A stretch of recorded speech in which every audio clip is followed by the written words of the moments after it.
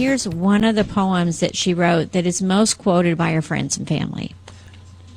I want to be a star in the sky. I want to be an eagle that flies so high. I want to be the sun that lights things up. I want to be the moon that glows so bright at night. I want to be the biggest mountain on earth. I want to be the tallest tree that touches the sky. I want to be the seed that grows in the dirt. I want to be the prettiest flower there is. I want to be the ugliest worm there is. I want to be the beautiful butterfly it turns out to be. I want to be a fish in the lake. I want to be a whale in the sea. I want to be the campfire everyone loves. I want to be the fireflies everyone enjoys. I want to be just me, because I think people love me just the way I am. Amanda Marie Granlund, July 4th, 2002. Oh, yeah. And what I tell these kids, help your wannabes become realities by making the proper choices. So the next segment of video that we have is really about what some of the solutions are. Okay. So, You know, before you go any further, I just have to say, as a parent, I can't even fathom losing a child. But the fact that you've decided to do what you're doing, when I said that you're continuing to parent long after, that's so huge. And I know that that's part of your healing, is to help other people and help other children.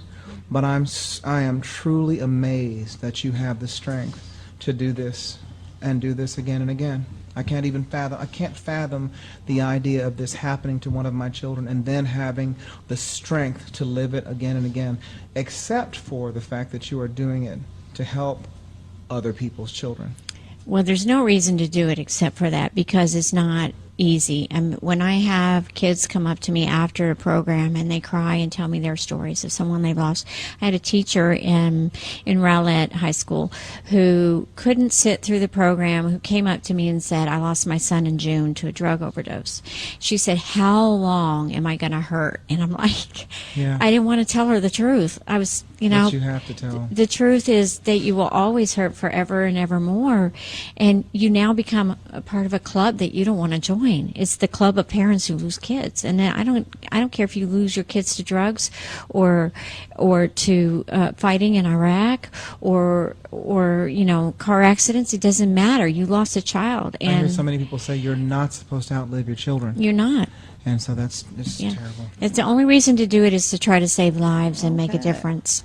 Well, we're going to continue on with this, and I think I think the editing of it, maybe they're going to play some more. It's like we said, we edited it. But you just have an overwhelming This was people's desire reactions. to help, or just get back and hug your daughter. She was the love of my life, so that's a feeling I'm not ever going to have with anyone else.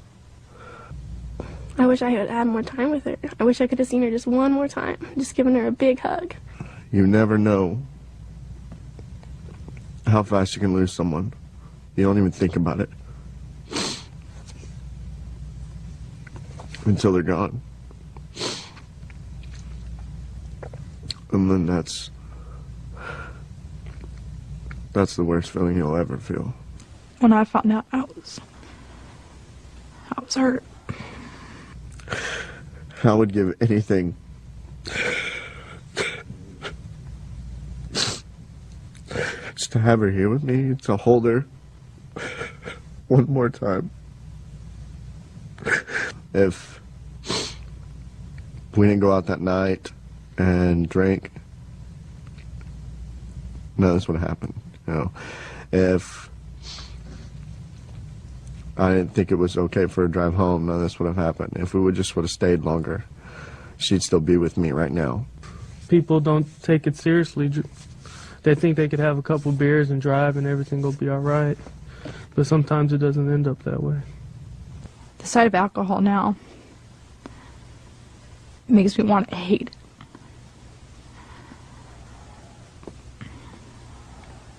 Because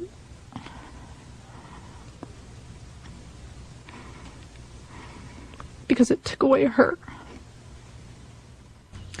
That young lady is now a firefighter in Denver, and she works accidents like what happened to Amanda. So it's really affected her life. So Well, tell us about the foundation and what Well- you're doing and how people can get this message out. Because, like I said, you do speak to a lot of people, and this is I one do. of your passions.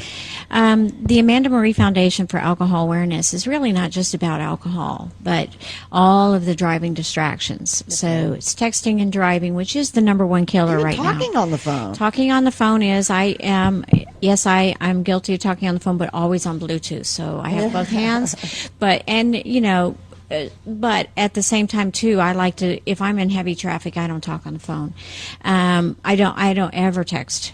So basically, the Amanda Marie Foundation, we're producing a docudrama, and we have all the interviews. We have 15 hours of interviews, and we're going to narrow those down. And these are This is some of, these are from just the first 4 hours of tape that we did. So we have 9 more hours. 11 more hours of tape. well, the idea that you'll use this to go before young Yes. people and Well, make people awareness. We're going to do a reenactment of what happened that night. Wow. So right now we need $5,000 to finish shooting. So if anybody feels like $5,000 would be, something they want to give, that would be awesome. But the film community has wrapped itself around me because I've been involved in the film community for 25 years. That I've produced something amazing that for very little money. This is all shot on HD in a beautiful studio, and so we're going to finish the piece, take it to film festivals, get some exposure, but really speaking to children, high school kids and college age kids is where we're going with it. And then if like an insurance company or a car dealership or some kind of entity would like to use it as part of their programs to one of the visions I had is, let's say you're State Farm, for example, and you write policies for new drivers. Maybe they get this DVD with every new policy written. So, Looking things for along some that. sponsors and some people to get the message Sponsors, out. or and I don't mind teaming up. We live in a society that considers our technology and our new gadgets and all that a matter of privilege. And people walk around, oh, this is my phone. And they keep it in their hands so that people can see what they carry. But it's really not a privilege. It's like jumping off of a cliff without a bungee cord, or just going bungee jumping without the cable. Every time you get in a car and you talk on your phone, you do not understand all the things that go into driving a car, especially in a split second when someone else is not being responsible. If you are just but that long distracted, lives can be lost. So it's not really a privilege that you can talk to somebody in your car. It's a dangerous risk, and you're not just risking you're risking other people. And I don't know how else. I mean, there has to be a way to get people to understand the gravity and the weight of something like that without it having to be a tragedy.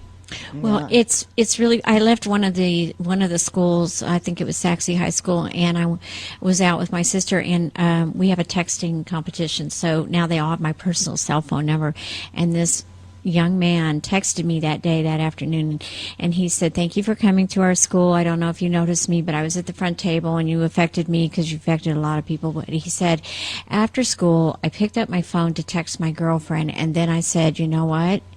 I don't want to die today," and I put my phone down, and I was like, what a great thing this to think. is the reason I Yeah. do this. Okay. That's powerful. I don't And want to die today.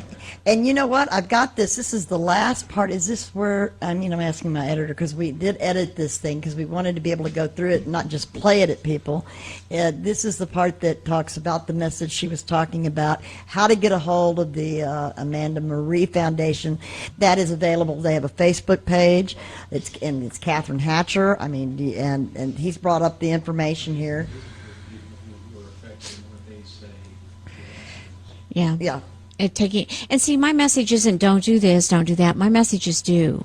Pay attention to your choices. And if your friends are in no shape to drive, loved them enough to take the keys from him. And that's why the boyfriend said, if I had just thought, if I hadn't been drinking, if I thought she was okay to drive. See, they were arguing and he went, you know what, whatever. And he left her there alone in a parking lot. And so now he has to live with that. I'm telling these kids, take those keys away. Call somebody if you don't want to be with It's them. when we get older we Call. realize it because we have experience and they Right. need to know that now. Yeah. And, I would love to continue, but we have the show. I've got to close it. So Awesome. we're going to end Well- with this thing, and we're going to, and I'm going to close out till we see you the next time, CelebrityURadio.tv, but we're going to close out and end with this so that on the very end of it, when people watch the show, it's going to be how to get a hold of you, Thank you. and the Wonderful. foundation. Wonderful. And Thank so you. I'm going to close it after the end, and thank y'all very much. I'll see you next time, and let's watch the end. Thank you for having me. Catherine, Thank for bringing you. this message, Thank and you. WT and everybody Thank that's you. been here today. It's been wonderful. you. Thank you. Okay. Thank you, Kathy. If you do drink, don't drive. And if you're a good friend and you're a non-drinker, take care of the people that do drink. Watch over them. You can make a big impact. You want to get home and you've been drinking and you're just like, well, I'll just drive myself. I'm not that bad. Just think about all the people that would miss you. All the people you'd affect. If we didn't go out that night and drink, none of this would have happened. If I didn't think it was okay for her to drive home, none of this would have happened. If we would have stayed longer, she'd still be with me right now. People don't take it seriously. They think they could have a couple beers and drive and everything will be all right. But sometimes it doesn't end up that way. Just don't drink and drive. It's not necessary. There's someone that will pick you up. I mean, your parents, even though they'll be mad at you, will come pick you up. They'd rather you be home and safe in bed than on the side of the road. But it's not worth it. It's not worth it to drink and drive. It only takes that one time that you say, oh, I'm fine, I can drive. It can cost you your life. Alright, we'll wrestle someone if they try and get in the car. The few minutes of awkwardness or whatever is definitely worth it. To never get to see them again, I'd go through a lot more than just a few minutes of awkwardness or a little fight or an argument. It's definitely worth it. You never know when you're going to have to go through it yourself. And you don't want to. And you don't want to have to go through it. You're not driving, I'm not losing another friend. I can't do it. And that usually works. That's how I learn, Now it applies to me.